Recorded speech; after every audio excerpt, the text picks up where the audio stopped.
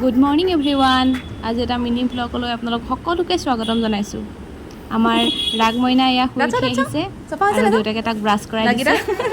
Brush নকৰা দাঁতবোৰ বেয়া হৈ যায়, সেইকাৰণে সদায় ব্ৰাছ কৰাওঁ। এয়া তাৰ কাৰণে ব্ৰেকফাষ্ট লৈ আহিলোঁ মই, কৰ্ণফ্লেক্স আৰু দেউতাকে তাক খুৱাব লৈছে ব্ৰেকফাষ্ট। আজি তেওঁ অফিচ বন্ধ আছে, সেইকাৰণে তাক খোৱা কামটো কৰি দিছে আৰু যেতিয়া অফিচ নাথাকে তেওঁ আমাৰ দুয়োৰে লগত প্ৰতিটো কামতে সহায় কৰি দিয়ে। ল'ৰাটো ৰাগমইনাৰ কামবিলাকতো সহায় কৰি দিয়ে। এনেকৈ আমি দুয়ো লাগি ভাগি আৰু ঘৰৰ কামবিলাক কৰোঁ।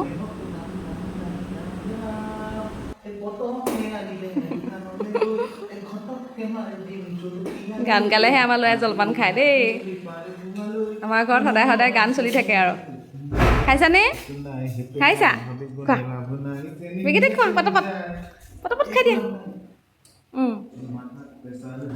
আমাৰ মৰমবোৰ এনেকুৱাই, আমি ইজনে সিজনক কিমান ভাল পাওঁ সেয়া দেখুৱাবলৈ যত্ন নকৰোঁ, কিন্তু আমি এনেকৈ ইজনে সিজনক প্ৰতিটো সময়তে সহায় কৰি থাকোঁ। সেয়াই মৰম, সেয়াই সঁচা ভাল পোৱা, নহয় জানো?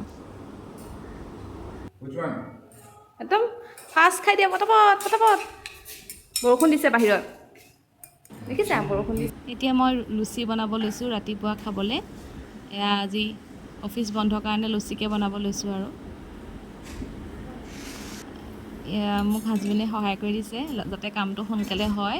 ল'ৰাটোৰ কাৰণেও আমাৰ সময় লাগে যে, সেইকাৰণে দুয়ো আমি সোনকালে সোনকালে কামবোৰ কৰিবলৈ যত্ন কৰোঁ। এয়া লাল চাহ, লুচি, অমলেট আৰু মই ঘৰতে বনোৱা সৰিয়হৰ আচাৰ। এয়া আমি ৰাতিপুৱা এয়া ব্ৰেকফাষ্ট কৰিম।